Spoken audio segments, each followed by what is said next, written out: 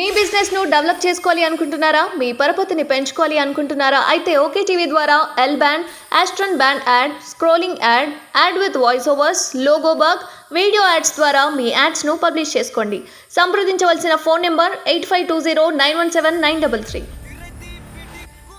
Telangana diagnostic హబ్బులకు జబ్బు.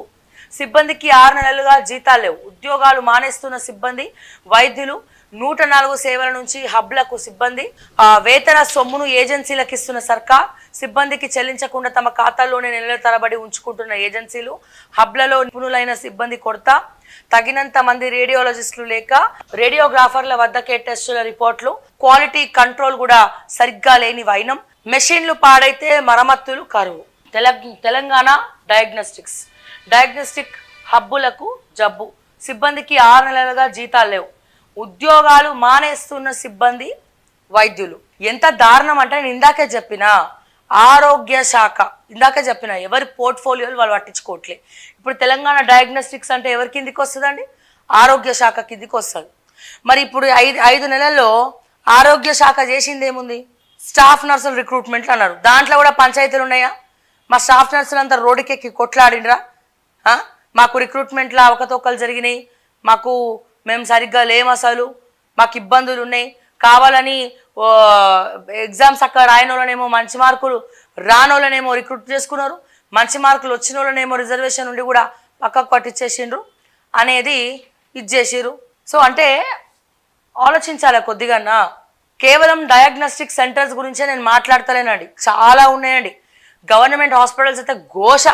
డాక్టర్లు లేరు, ఎవ్వరు లేరు, డాక్టర్ లేరు. పోతే ఎవడో నర్సో గిర్సో చూస్తాడో, ఆ సిరంజ్ ఇస్తాడో, అయిపోయాయి. చాలామంది చాలా దగ్గర లేరండి హాస్పిటల్స్లో, డాక్టర్స్ చాలా దగ్గరలలో లేరు. ఇది మాత్రం ఆలోచించాల్సినటువంటి అంశం, చాలా సీరియస్ ఇష్యూ దీన్ని. అండ్ ఇప్పుడు పంజాయి నువ్వు పైసలు ఇవ్వమంటే ఎవరు చేస్తారండి? ఇప్పుడు వాళ్ళు మొత్తం డిపెండ్ అయిపోయి ఉన్నారు. డయాగ్నోస్టిక్స్ హబ్లలో వాళ్ళు మొత్తం డిపెండ్ అయిపోయి ఉన్నారు. ఇవి ఇలా గవర్నమెంట్ జీతమేమో ఏజెన్సీలకు ఇస్తుంది, ఏజెన్సీలు వీళ్ళకి ఇవ్వకుండా ఆపుతారు. ఎంత దౌర్భాగ్యం అండి! 6 నెలల నుంచి వీళ్ళ పొట్టాలు కొడుతుంటే బాగుపడతారా సార్? వాళ్ళు ఎవరైనా పైసలు ఉంటాయా? ప్రైవేట్ హాస్పిటల్ అన్నా ప్రైవేట్, అందుకే అందరు ప్రైవేట్ వైపు ఎదురు చూస్తూ ఉన్నారు. అక్కడ పోయి చేసుకుంటే అట్లీస్ట్ 20,000, 25,000, 30,000 అని వస్తాయి కదా. 6 నెలల నుంచి వాళ్ళు ఎదురు చూస్తూ ఉన్నారంటే, ఏజెన్సీలు కడుపులు కొడుతున్నాయి అంటే గవర్నమెంట్ ఎందుకు మాట్లాడదు? అసలు ఏ డిపార్ట్మెంట్లో ఏమవుతుంది అనేది ఈ కొత్త మంత్రులు వచ్చిన తర్వాత తెలుసుకోవాలి కదా ఏమవుతుందనేది. అది తెలుసుకోం మనం. సమీక్షలు జరిపినామంటారు, మరి ఏం సమీక్షలు జరిపినట్టు? అన్ని కోణాల్లో ఆలోచించాలి కదా, 360 degrees రేడియస్లో ఆలోచించాలి. ఇప్పుడు మరి దీనికి ఏంది పరిష్కారం? ఆ ఏజెన్సీస్ తోటి మీటింగ్ పెట్టి వీళ్ళ వేతనాలు వీళ్ళకి ఇప్పియాలి. ఎవడెవడైతే వీళ్ళకి జీతాలు ఇవ్వకుండా ఏజెన్సీస్ పైసలు నొక్కేసినాయో ఆ ఏజెన్సీస్ జీతాలు వీళ్ళకి ఇప్పించి, ఇక ఇప్పటి నుంచి ఎవడెవడైతే ఇక్కడ పనిచేస్తాడో ఏజెన్సీస్కి కాకుండా డైరెక్ట్ వీళ్ళ అకౌంట్లోనే గవర్నమెంట్ నుంచి పైసలు షట్ చేస్తే అప్పుడు కానీ ఈ ఏజెన్సీస్కి బుద్ధి రావు. డైరెక్ట్ వేతనాలు వచ్చి ఎవరి దగ్గర పడాలా? డైరెక్ట్ వీళ్ళ అకౌంట్లలో పడాలా.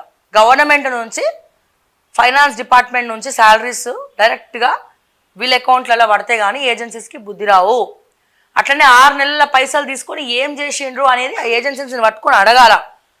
ఆరోగ్య శాఖ మంత్రి సమీక్ష జరపాల వాళ్ళతోటి. సామాన్యులకు ఇబ్బంది. ఇప్పుడు వీళ్ళు మానేస్తారు. పేదోళ్ళు గవర్నమెంట్ హాస్పిటల్స్ మీద డిపెండ్ అయి ఉన్నారు, గవర్నమెంట్ డయాగ్నోస్టిక్స్ మీద డిపెండ్ అయి ఉన్నారు. మరి ఇక్కడ వీళ్ళు లేకపోతే పరిస్థితి ఏంటండి? ఇప్పటికే దవాఖానాలకు పోవాలంటే, గవర్నమెంట్ దవాఖానాలకు పోవాలంటే మస్తు భయపడుతున్నారు. మరి వీళ్ళు కూడా లేకపోతే ఇంకేం చేయాలి? ఎక్కడ పోవాలా?